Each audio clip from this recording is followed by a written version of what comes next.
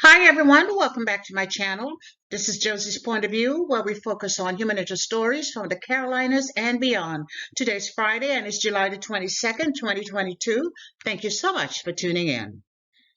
If you're new to my channel, I'd like to extend to you a warm welcome. Thank you so much for stopping by. And if you're a returning viewer, by all means, thank you for coming back. I hope you find the information here to be informative. You know, I always say the tide changes so frequently here on these YouTube streets, so you always have to acknowledge where your support comes from. And I want you to know I sincerely thank you for your support. Feel free to like and to share this video, and don't forget to subscribe. And our story today takes us to Fort Bragg here in North Carolina. Take a look at the headline. And it reads, former Fort Bragg soldier gets 44-month sentence for his involvement in January 6, 2021 attack on the Capitol. I'll provide you with a summary here, and as always, I'll place links to a few of the full articles in the description box. Today we're talking about Army Specialist James Phillips Moult, age 30, a former Fort Bragg paratrooper.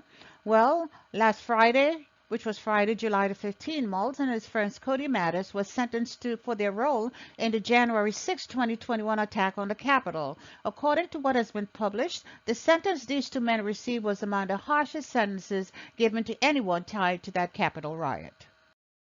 And the reason why we're focusing on James Moult is because he's a prior service Army veteran, and he was serving a second enlistment at Fort Bragg at the time of his arrest. So he was an active duty paratrooper at the time he was arrested. And in fact, he was arrested on the base at Fort Bragg in October of 2021. We know from information released by the military that he had been at this location on Bragg since June of 2021, where he was assigned to the 3rd Brigade Combat Team of the 82nd Airborne Division. And according to reports, he had been at this assignment approximately 4 months prior to his arrest. So he got to Fort Bragg in June and he was arrested in October.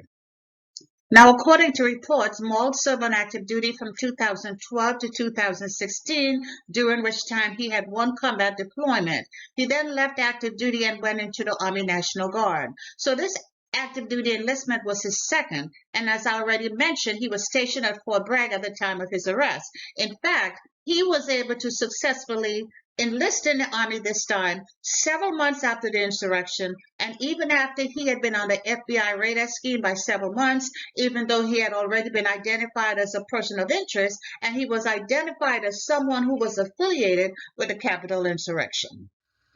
Now, it was reported that Moult and his friend had gone to the Capitol, and it was an anonymous source that first reported him to the FBI after seeing him at the unrest, at the insurrection. Both he and his friend were identified as individuals seen spraying officers with some type of chemical, and he was also caught on the surveillance camera.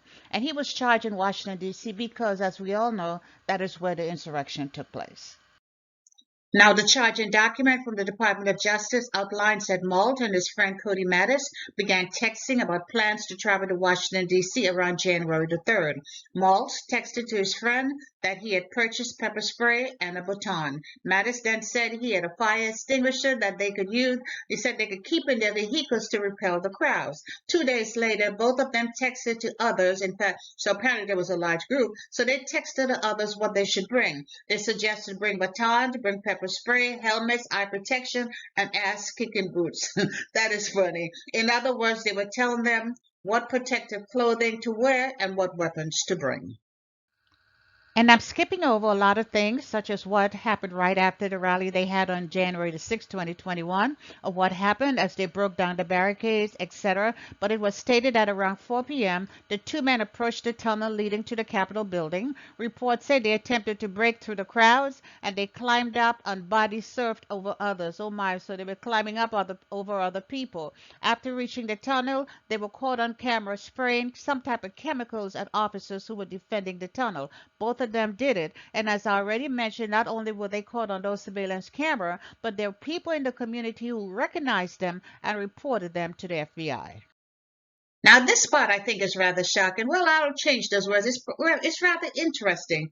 It's that Moult, after being identified as someone who was a person of interest, as someone who had been at the Capitol and been investigated for possible assault on police officers, he was still able to return to active duty in June of 2021, several months after the Capitol riot. So here are my two questions, and I think they're fair questions.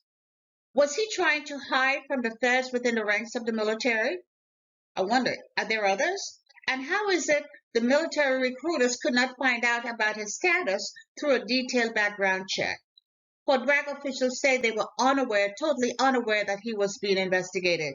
Guess it says the major organizations are just not talking to each other, and that's not good. Now, both men were arrested on the same day, October of 2021. Mattis was arrested in New York, and Maltz, as I already mentioned, was arrested here on Fort Bragg. And they faced numerous charges which could have allowed them to spend a considerable amount of time in jail if they were found guilty. And based on what I read, they were not released out on bond. And in April of this year, both men pled guilty. They pled guilty to felony assault on police officers. And you know what made this really bad for them was that they were using that chemical spray. But in return for their guilty plea, prosecutors dropped other charges that could have caused them to spend additional time in prison. Reports say Weepin Maltz he took responsibility for his action, and he asked the judge for leniency. Maltz told the judge that he and his friend went to the Capitol with good intentions, but their protest got horribly out of hand, and he fell into that mob mentality. The judge sentenced Maltz and his friend to each serve 44 months in prison. And as I already mentioned, this sentence is the harshest sentence given to anyone to date who have been affiliated with the Capitol riots. Now, after they have completed their jail time, Maltz and his friend Mattis must each serve an additional 3 years of supervised probation, and each is required to pay $2,000 in restitution. Needless to say, Maltz and the U.S. Army has parted ways for good. It was not mentioned in any of the articles I read, but I'm certain he was given a dishonorable discharge. He won't be coming back. I read a report that went right after he was identified as being part of the insurrection. He was actually fired from a job he had in New York. So maybe it is true. Maybe he was trying to hide out here at Fort Bragg, hide out within the ranks of the military. Well, it didn't work for him, and we will never know the real answer to that. But I hope he did not leave a military family behind who will now have to suffer because of his bad decisions. But that was his choice, his independent actions, and now he must face the consequences. And that's all I have for you right now. Leave me a comment below and let me know what you think about this video. And by all means, feel free to like it and to share it.